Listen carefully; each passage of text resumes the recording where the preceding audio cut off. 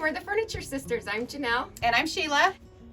Hey, and if you're new here, make sure you hit that subscribe button so you can see all of our furniture flips. Welcome, we're so glad to have you. Today we're going to show you how we're going to flip these thrift store nightstands. They've got a pretty dark, heavy varnish on them, so it's going to take some work to get these updated with a new color and a new stain top.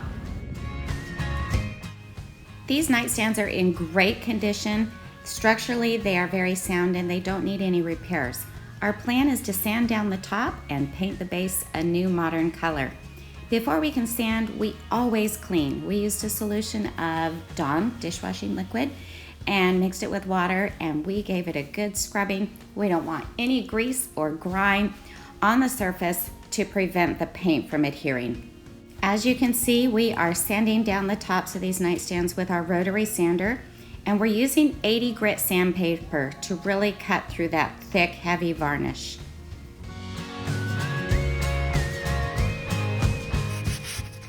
Janelle has now sanded down the top and she's working on the edges. We sometimes do it by hand, or we use our SurfPrep sander. We love our SurfPrep sander. People actually ask us, is it really worth the investment? And our answer is absolutely. The soft, squishy pads here allow you to sand these round edges and get in the nooks and crannies that are really hard to sand. It's an investment, and it took us a while to make that leap and that investment, but man, we will never look back. Love this thing. We also use the SurfPrep sander to scuff the sides and the cupboards to prepare for paint. Greetings, everyone. Here we are. We're ready to prime. We're going to use the Bullseye Zinsser multi-purpose primer and sealant. Is that what that says? Yep. Okay, so we're going to put it on top of everything except the tops. I'm going to use my Staalmeester brush, and we're also going to use a Staalmeester roller. We're going to tag team it. I'm going to get the edge. Sheila's going to get the flat, and we're going to zip through this record time. Okay, so why are we priming? We're priming because we have a lot of surfaces that have tons of wood putty that we've sanded down. So you can't add paint to those because it will suck in differently. Plus, we're also going a lighter color on top of this old 70s varnish. I know. We decided we are going to paint the inside of these drawers just because when you pull them out, they're going to look really bad. It'll be multicolored, and that's not good. So we're using our favorite frog tape. We love it. Why do we love it? Because the leaks are not very common. Yeah, it seals really well so that the paint doesn't get under your tape.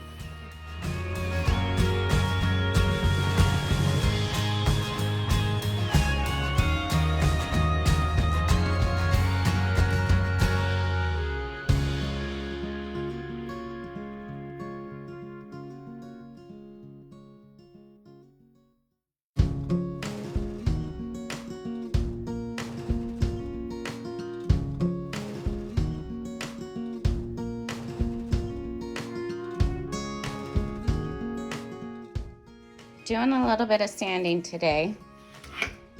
This is the nightstand that we worked on last week, and when we whitewashed it, the grain of the wood bubbled up. It absorbed the whitewash, the water, and it kind of got a ripple effect. So, more work. Using a little block and some 80 grit sandpaper. The block is so it stays level, so I can get the ripples out, but not cut into the softer part of the wood where there's no grain. This ensures that I continue to have a flat surface as I'm sanding. There were some ripples in this part where the grain is. And there were a few more ripples up here. So I'm just using this flat, sanding it by hand, and we'll get her back in order the way we want it. Always use a mask when you're sanding. It is painting time. Everything has been primed. All the tops have been sanded and have a coat of whitewash on it. And now the beauty can begin. Sheila is just getting ready our paint color. We are gonna do Fusion Mineral Paint Sacred Sage And this is gonna be a crowd pleaser. We're excited about it. Tinfoil, that's new. Why are we doing tinfoil? Because when we're all done, we just pull the tinfoil out and throw it away. Oh, so you're trying to be very clever? Yes, who wants to rinse out their tray? Not tied. Well, here we go, people.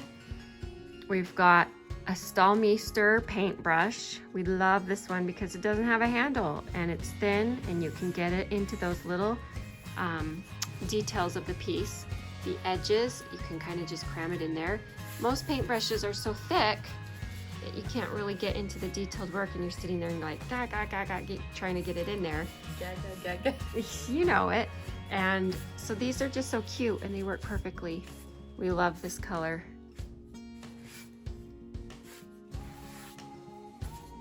See how Sheila's brush gets right in there. And we don't overwork this paint. You just plop it on and just know that this is the first coat. And you can get back all the things that you missed on your second coat, so don't keep going over it. Or you'll create brush strokes. And that causes problems. So once you get it on, just kind of work it a little bit and then walk away. Leave it alone. Oh, isn't this gonna be so cute? And then wait till you see the hardware we're gonna put on. It's gonna be so fun. Now, I'm putting on the original hardware because, oh, not hardware, these thingies. they're called hinges. Hinges, because it matches our new hardware, so we didn't have to change our hinges. Look how cute. So cute. Yeah. We're on the end. Just putting Thank everything together after painting Goodness. and polying and caning Yes. and bleaching and we did whitewashing. some awesome things on this piece. Seriously, learned a few things. Yeah.